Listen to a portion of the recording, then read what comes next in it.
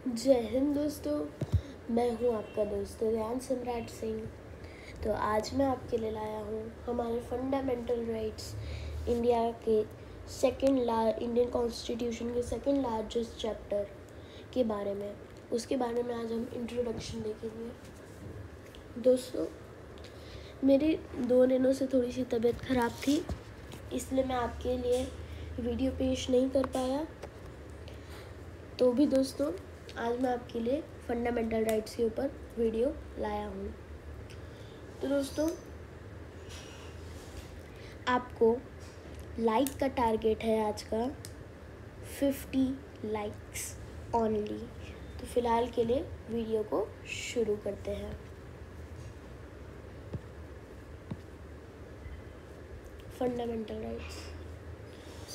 Fundamental rights starts from article 12 to 35। दोस्तों, जो हमारा फंडामेंटल राइट है वो ये तो हम लोग जानते ही हैं दोस्तों। हमारे पूरे के पूरे संविधान में हर एक इंडियन सिटीजन के लिए जो सबसे इम्पोर्टेंट राइट है वो है fundamental right according to doctor Bhimrao Ambedkar. दोस्तों, ये जो हमारा आर्टिकल है ये 12 से 35 तक ही हमारे जो फंडामेंटल राइट्स है। लेकिन दोस्तों, वो सेकंड लार्जेस्ट चैप्टर है इंडियन कॉन्स्टिट्यूशन का। लेकिन दोस्तों, आप सोच रहे होंगे कि इससे तो बड़े बड़े आर्टिकल्स तक के चैप्टर्स होते हैं। लेकिन दोस्तों, यहाँ पे ये बात आती है कि जो फंडामेंटल राइट्स है उसके अंदर अगर हम लोग डिटेल वाइज देखेंगे उसमें क्या क्या रूल्स दिए हैं, रेगुलेशंस दिए हैं, उसकी तरह से देखेंगे तो फंडामेंटल राइट्स बहुत ही ज़्यादा बड़ा है दोस्तों, इट इज़ वेरी बिगर। तो दोस्तों, अपने चैप्टर के साथ फिलहाल के लिए शुरू करते हैं। दोस्तों, फंडामेंटल राइट्स जो है वो पार्ट 3 ऑफ इंडियन कॉन्स्टिट्यूशन में है। दोस्तों, यहाँ पे 7 मेन कैटेगरी होती है फंडामेंटल राइट की। तो दोस्तों, कौन सी है?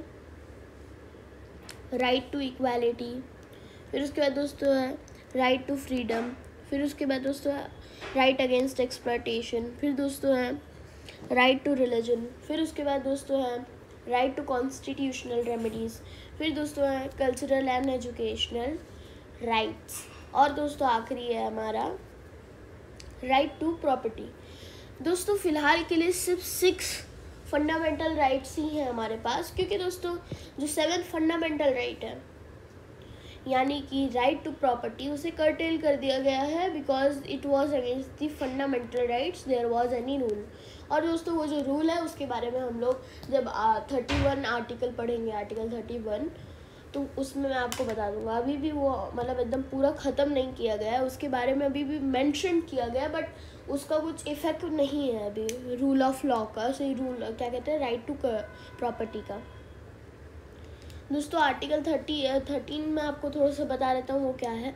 दोस्तों, आर्टिकल 13 ऐसा लॉ है जिसे हम लोग जुडिशियल रिव्यू भी कहते हैं, क्योंकि आर्टिकल 13 के द्वारा कोई भी लॉ, कोई भी रूल, कोई भी रेगुलेशन, अगर एक आर्टिकल लॉ कुछ भी हो, अगर उससे फंडामेंटल राइट्स को हार्म होता है तो वो सीधे कर्टेल कर दिया जाएगा अकॉर्डिंग टू आर्टिकल 13। तो दोस्तों, फिलहाल के लिए हम लोग बिगिन करते हैं। तो दोस्तों, अगर हमें फंडामेंटल राइट्स को अच्छे से समझना है, हम लोग को जानना है कि फंडामेंटल राइट्स है क्या, तो उसके लिए पहले हमें इंट्रोडक्शन देखना पड़ेगा। इंट्रोडक्शन जानने के लिए हमें rights, fundamental rights, constitutional rights, ये सब देखने पड़ेंगे दोस्तों। तो फिलहाल के लिए दोस्तों वीडियो को शुरू करते हैं अपने मेन मुद्दे के साथ। दोस्तों, राइट्स, व्हाट इज़ राइट्स? दोस्तों, हमारे जो कॉन्स्टिट्यूशन में उसे राइट्स को ऐसे मेंशन किया गया है, rights are the reasonable claims which were sanctioned by law. दोस्तों, अब इसका एक एक करके मतलब समझते हैं। दोस्तों, what is the meaning of sanctioned by law? पहले डायरेक्टेड बाय लॉ, दोस्तों डायरेक्ट किया गया है लॉ के द्वारा। फिर उसके बाद दोस्तों रीजनेबल क्लेम्स। क्लेम्स क्या है दोस्तों? रीजनेबल तो आप लोग समझते ही हैं, क्लेम्स क्या है दोस्तों? क्लेम्स एक ऐसी चीज़ है जो हक हमारे पास होना चाहिए हम खुद, जैसे कि I am employ of an company, और दोस्तों मैं गया हूँ कहीं पे भी फील्ड वर्क में, जस्ट एग्जाम्पल, दोस्तों वहाँ पे जो भी एक्सपेंसेस हैं वो कम से कम वो तो कंपनी को उठाने पड़ेंगे, ताकि मैं अच्छे से कर पाऊँ सब कुछ, उसके लिए उतने एक्सपेंसेस कंपनी को उठाने पड़ेंगे। वैसे ही जो राइट्स होते हैं उसमें इतने हमारे पास इतने राइट्स होने चाहिए, इतने प्रोटेक्शन तो होनी ही चाहिए जिससे हम अपने आप को सही से रख सके, हम इक्वालिटी पा सके, फ्रीडम पा सके। फिर उसके बाद हमारे साथ कोई भी अन्याय नहीं होना चाहिए। दोस्तों ये सबको प्रोटेक्ट करने के लिए हमारे पास ऐसे क्लेम्स होने चाहिए, हमारे पास ऐसे राइट्स होने चाहिए। दोस्तों अब राइट्स क्या है, तो अब दोस्तों आप ये मतलब नहीं समझ लेना कि राइट्स मतलब कि I have a right to murder because he murdered my family. So दोस्तों ऐसा नहीं होगा।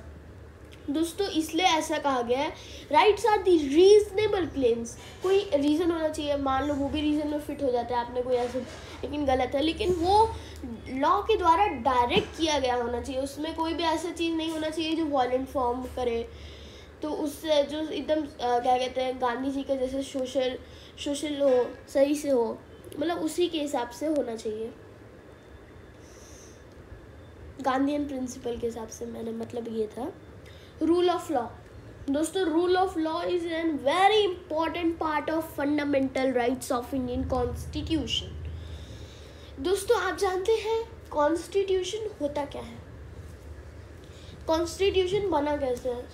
दोस्तों कॉन्स्टिट्यूशन रूल एंड लॉज से बना है। It means the constitution of India is in set of rules and law. इसका मतलब दोस्तों जो हमारा रूल ऑफ लॉ है वही कॉन्स्टिट्यूशन को ही रिप्रेजेंट करता है। रूल और लॉ के हिसाब से ही सब काम होना चाहिए, और अगर रूल और लॉ के हिसाब से सब काम नहीं होगा, उसका अपोजिट क्या है दोस्तों? उसका अपोजिट है एनार्की। एनार्की यानी कि दोस्तों हर चीज़ वहाँ पे आर्बिट्रीली होती है, हर चीज़ में कोई भी रूल नहीं अप्लाई किया जाता, कोई भी लॉ नहीं अप्लाई किया जाता है दोस्तों, इसे रूल ऑफ लॉ कहते हैं। फिर अब दोस्तों हम लोग देखते हैं फंडामेंटल राइट्स। दोस्तों आप लोग सोच रहे होंगे कि ये फंडामेंटल राइट्स अब फिर से कहाँ से आ गया। तो फंडामेंटल राइट्स के बारे में इंट्रोडक्शन में खुद फंडामेंटल राइट्स को डिस्क्राइब किया गया, वो आखिर में क्या है। दोस्तों पहले देखते हैं ये हमारा कॉन्स्टिट्यूशन है क्या। अभी दोस्तों आपको थोड़ा कन्फ्यूजन होगा, मैं आपको क्लियर भी करूँगा। दोस्तों कॉन्स्टिट्यूशन क्या है? दोस्तों जो इंडियन कॉन्स्टिट्यूशन है वो फंडामेंटल टेक्स्ट ऑफ लैंड है। फंडामेंटल राइट्स यानी कि basic rights which Indian citizen needed to protect their self. तो यानी कि फंडामेंटल राइट्स ऐसे लॉ है जो हर एक सिटीजन को चाहिए होते हैं, हर एक सिटीजन के लिए बेसिक होते हैं। दोस्तों अगर हम लोग बेसिक नहीं जानेंगे तो हम लोग सही से पढ़ नहीं सकते, इसलिए हम लोग इंट्रोडक्शन देखते हैं। वैसे ही फंडामेंटल राइट्स अगर हमारे पास नहीं होंगे तो हम कॉन्स्टिट्यूशन में भी उतना पावर नहीं है कि जितना हमें फंडामेंटल राइट्स देता है। और कॉन्स्टिट्यूशन क्या कहते हैं उतना मतलब भी नहीं बनता, उतना मीन्स भी नहीं बनता उसका अगर फंडामेंटल राइट्स है ही नहीं, अगर बेसिक ही नहीं है। जैसे कि दोस्तों अगर एक बिल्डिंग बन रही है तो अगर बिल्डिंग के लिए ज़मीन ही नहीं हो, वो ज़मीन जो है ज़मीन वही नहीं हो, तो आप बिल्डिंग कहाँ पे बनाओगे? आप कहाँ पे बिल्डिंग बनाओगे? ज़मीन ना हो, पानी ना हो, तो आप कहाँ पे बिल्डिंग बनाओगे? बेस ही नहीं होगा तो आप बिल्डिंग ही नहीं बना सकते। वैसे ही यहाँ पे फंडामेंटल राइट्स होता है। अगर फंडामेंटल राइट्स नहीं है तो आप कॉन्स्टिट्यूशन को नहीं खड़ा कर सकते, नहीं बना सकते। Same to same example, this is an hypothetical example. दोस्तों आपके मन में एक सवाल तो बहुत उठ रहा होगा बहुत ही अच्छे से कि दोस्तों कि अगर rules and law is in set of Indian constitution, so the fundamental rights are the basic rights of constitution और fundamental text land of constitution। दोस्तों ऐसी बहुत रूल ऑफ लॉ जैसी बहुत सारी इंपॉर्टेंट चीज़ें मिलके फंडामेंटल राइट्स बनाती हैं। ओके दोस्तों, और वही फंडामेंटल जब वो एक साथ कंबाइन होता है तो उसे हम लोग फंडामेंटल राइट्स कहते हैं। और वही फंडामेंटल राइट्स बेसिक राइट्स होते हैं, फंडामेंटल टेक्स्ट ऑफ लैंड होता है हमारा कॉन्स्टिट्यूशन। यानी कि दोस्तों जो रूल ऑफ लॉ है, जो फंडामेंटल राइट्स है, वो सेम है, क्योंकि वो दोनों एक ही एक ही चैप्टर में आते हैं। और वही वो जो चैप्टर है जिसमें ऐसी बहुत माइनर इंपॉर्टेंट चीज़ें आते हैं, उन्हें हम फंडामेंटल राइट्स कहते हैं। तो दोस्तों हो गया ना आपका कन्फ्यूज़न क्लियर? नहीं हुआ तो आप कमेंट कीजिएगा, और अगर आपको और कोई डाउट्स है तो फिर से तो वो भी कमेंट कीजिएगा। दोस्तों मेरे वीडियो को लाइक कीजिएगा, शेयर कीजिएगा, चैनल को सब्सक्राइब कीजिएगा। Thank you for watching the video. जय हिंद।